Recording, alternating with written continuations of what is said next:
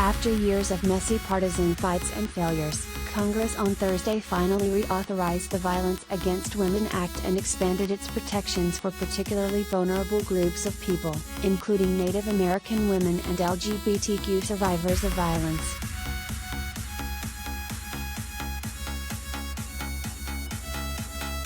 Lawmakers tucked the VAWA bill into a massive, fast-moving $1.5 trillion government spending package that sailed through the House and Senate this week.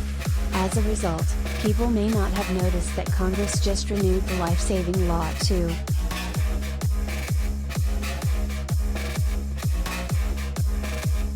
The VAWA bill that President Joe Biden is expected to sign into law later Friday will reauthorize the law's programs through 2027.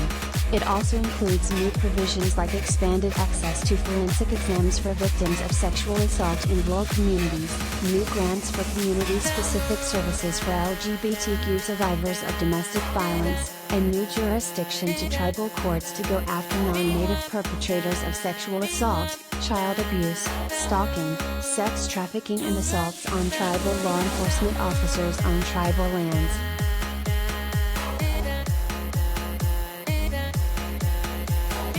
The expanded protections for Native American women are particularly notable, given the appallingly high rates of domestic violence and sexual assault that Indigenous women face on reservations by non-Native men. More than 84% of Indigenous women experience violence in their lifetime, and the vast majority of Native victims of violence -96% of women and 89% of men, report being victimized by a non-Native person.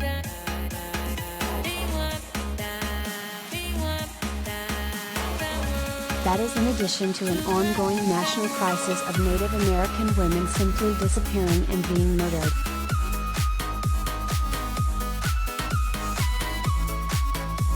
VAWA's passage marked a rare moment in today's Congress with leaders in both parties taking victory laps together.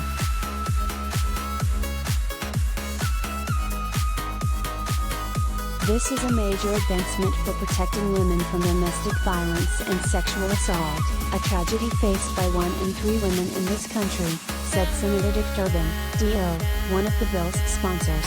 Passing this legislation to prevent domestic violence and support survivors is long overdue.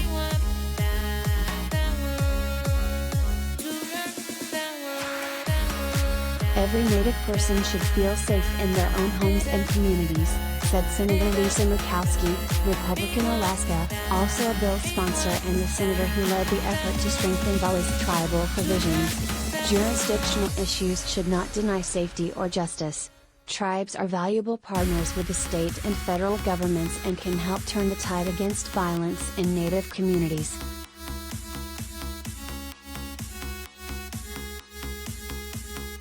It's been an embarrassingly bumpy road for VAWA reauthorization in Congress.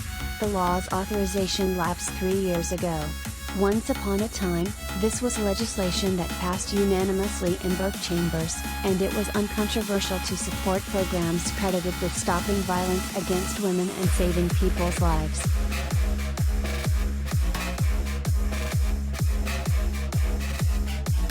But the last time Congress renewed VAWA was in 2013, and that was only after an ugly, partisan fight over adding new protections for Native American, LGBTQ and immigrant victims of domestic violence.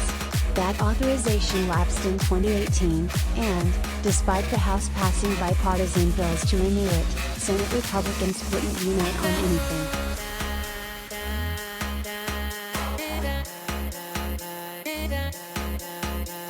As a result, VAWA's authorization expired in 2019.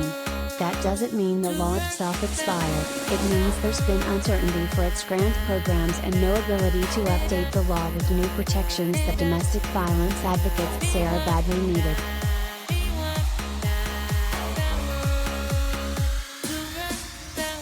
The reason Congress was finally able to get VAWA done this time is largely because of a bipartisan push in the Senate, led by Durbin, Murkowski, Senator Dianne Feinstein, Democrat California, and Senator Joni Ernst, Republican Iowa.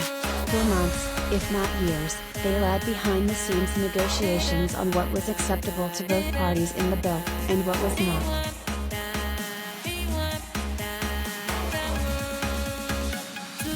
In stark contrast to Senate Republicans not even being united on their own VAWA bill in 2019, this time around, Republicans and Democrats introduced a joint bill last month with 10 Republican co-sponsors already on it, meaning it already had the votes to pass the Senate, presuming those 10 Republicans voted for it along with all 50 Democrats.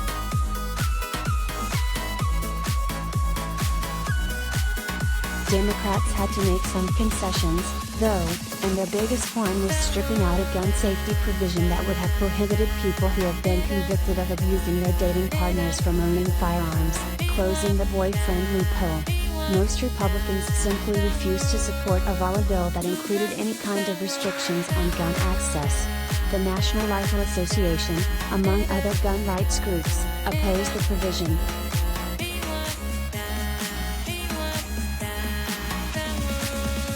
Even Murkowski and Ernst tried to keep the gun language in the bill, along with Durbin and Feinstein, a Senate Democratic aide told HuffPost last month. But in the end, they didn't have the GOP votes to pass the bill with the provision in it.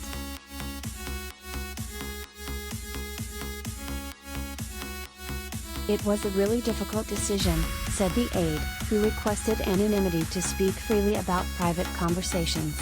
But it came down to we don't want this to be a messaging bill. We want this to be a bill that can get to Biden's desk.